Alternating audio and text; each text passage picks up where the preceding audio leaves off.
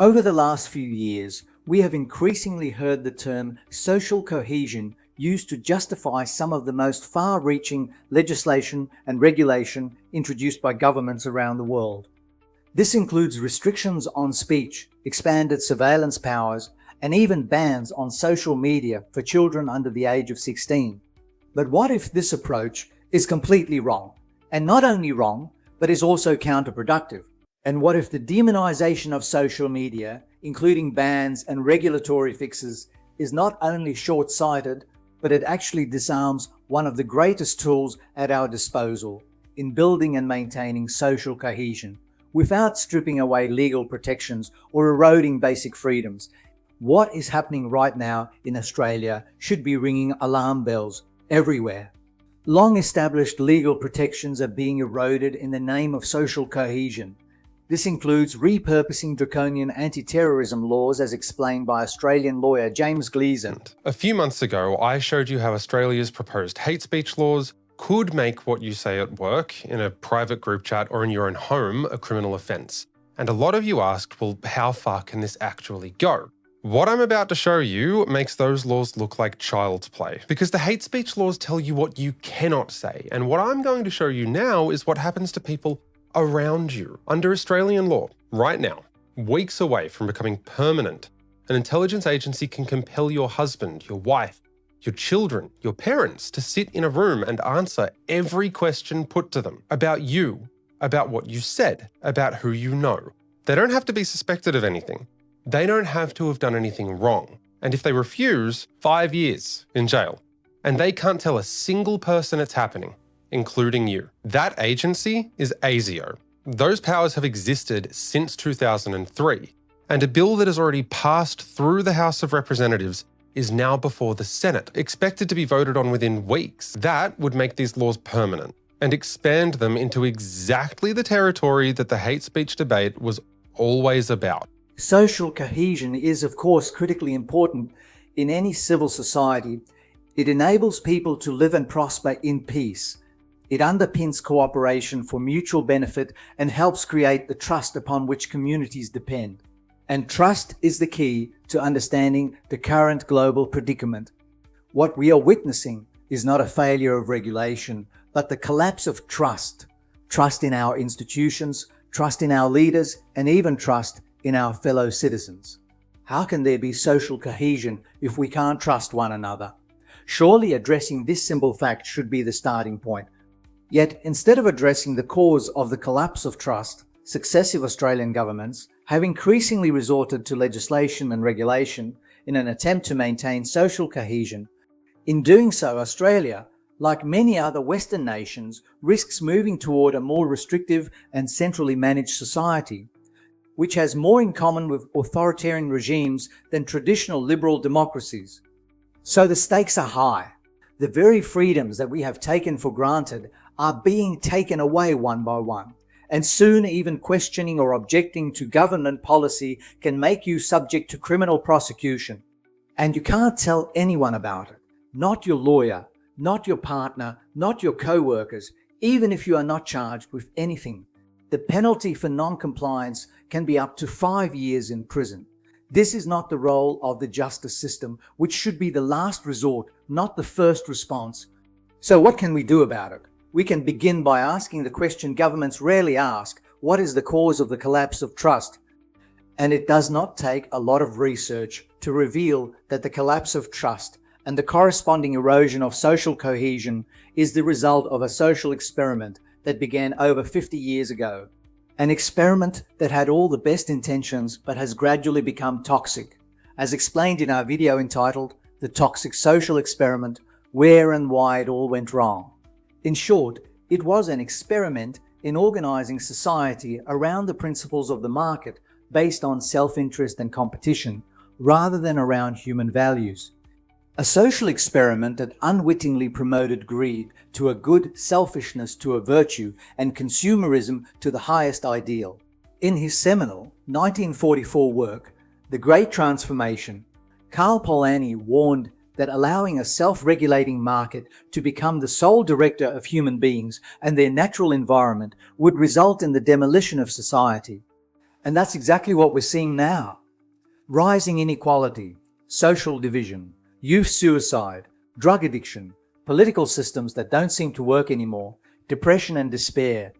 Failing to understand the underlying cause, political leaders around the world are doubling down on regulation and legislation. In the process, they are eroding the fundamental rights and freedoms that underpin modern liberal democracies, further undermining trust and therefore social cohesion.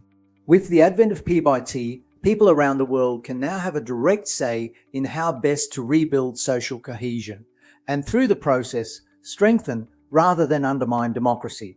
So let's start by comparing the two approaches. The first approach is the path increasingly pursued by governments, expanding restrictions and reducing freedoms in the belief that social harmony can be legislated and imposed by force.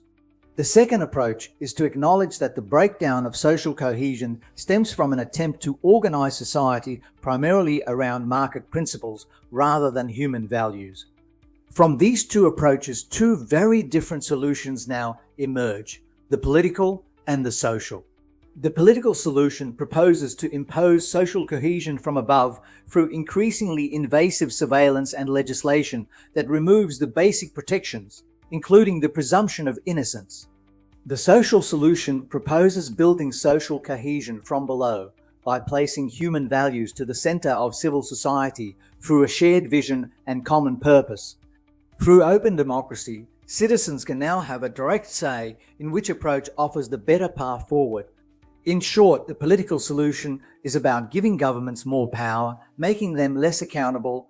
The social solution is about devolving power by making governments accountable to the people, not just at election time, but on an ongoing issue-by-issue basis. This means that instead of politicians deciding and imposing their solution, open democracy now gives citizens a choice.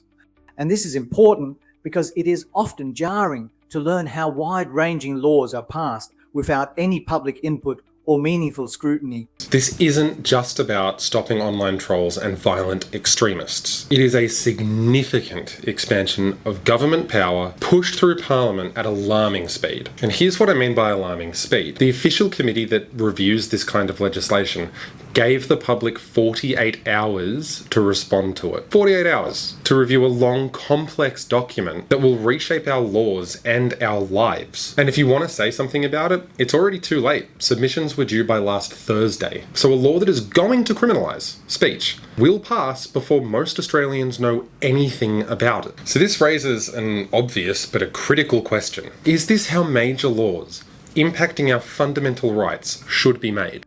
Can legislation passed in this way restore social cohesion? Of course it can't, because rather than fostering trust, it destroys trust. Think about it. Do you trust your government to not misuse or misapply these laws to silence legitimate dissent? The logic is inescapable. More laws equals less trust. Less trust equals less social cohesion. Less social cohesion, according to this flawed logic, requires more laws. This may sound alarmist, but those of us who have experienced this sort of regulatory expansion, either directly or indirectly through family history, know that this is the fatal logic that has turned every socialist dream into a totalitarian nightmare. Modern liberal democracies are sleepwalking into the same nightmare in the name of social cohesion. But this can be avoided by challenging the political solution to social cohesion through open democracy. Help begin the debate the world has to have by having your say on which approach to restoring social cohesion you prefer, the political or the social. This may be the wake-up call the world needs at this critically important juncture, and it can begin with considering the Freedom Declaration for Peace as the common vision upon which the social solution rests. If the declaration resonates with you, the simple act of signing the declaration multiplied millions of times can restore and safeguard the freedoms that are currently being stripped away in the name of social cohesion. It is important to understand that signing does not mean you agree with every statement and every word in the declaration. This is just the first draft, and through feedback and debate will change until a final declaration emerges. Signing simply means that you believe a shared vision is not only possible but essential for the emerging post-industrial society. Let's now move on to a practical example of how the act is signing the declaration can trigger a society-wide approach to restoring and building social cohesion, starting with social media. Currently, all social media platforms have one primary goal: how to generate the most profit for themselves and for their advertisers. This, as Karl Polanyi warned, is having a withering effect on civil society. The declaration provides a way to balance the needs of business with the needs of society. This can be done by social media platforms using the declaration as the guardrail in developing their AI algorithms. Think of the declaration as reciprocal terms and conditions. Every time we use any platform, we are asked to agree to terms and conditions. The declaration provides the reciprocal terms and conditions for the platform. It becomes their social license to operate, balancing commercial objectives with broader responsibilities to society. This is more than simply making public commitments. It requires platforms to consider these principles when designing and training the AI systems and algorithms that increasingly shape what billions of people see, hear, and discuss every day. For example, a clear statement recognizing that societies are built through cooperation, trust, and mutual responsibility can help guide AI in distinguishing content that strengthens communities from content that deliberately exploits division and conflict. A clear statement of acceptable and unacceptable behavior can help guide AI in assessing the broader social value of influencers and content creators beyond simple measures such as clicks, views, and engagement. A clear understanding of the importance of nurturing social maturity in young people can help guide AI in evaluating content that contributes positively to their development, rather than simply maximizing screen time and advertising revenue. In this way, social media can be the greatest friend of social cohesion, rather than its greatest enemy. Why would the social media platforms comply? Because building healthy, stable, and sustainable societies is the best path to the greatest profits. And because it would reduce costs associated with complying and battling futile regulation, which is more about politicians appearing to do something than actually addressing the problems. The same idea of reciprocal terms and conditions can be applied to all other areas of society, including government, business, education, health, and professional services. This includes those in positions of power, particularly world leaders, whose adherence can now be monitored in real time through our World Leader Reputation Index. Most importantly, reciprocal terms and conditions offer a practical way to address concerns about artificial intelligence without relying solely on ever-expanding regulation and legislation. Rather than attempting to control every technological development through government intervention, they provide a values-based framework that helps ensure technology serves society rather than society becoming subordinate to technology. The biggest beneficiaries, however, of this society-wide approach to building social cohesion will be parents struggling to raise children in the age of information. It not only acknowledges that it takes a village to raise a child, it provides a practical way to build that village on a global scale. Please take the first step by considering and signing the Freedom Declaration for Peace, not just for the sake of social cohesion, but because nothing less than our basic freedoms, our democracy, and even our humanity are all at stake.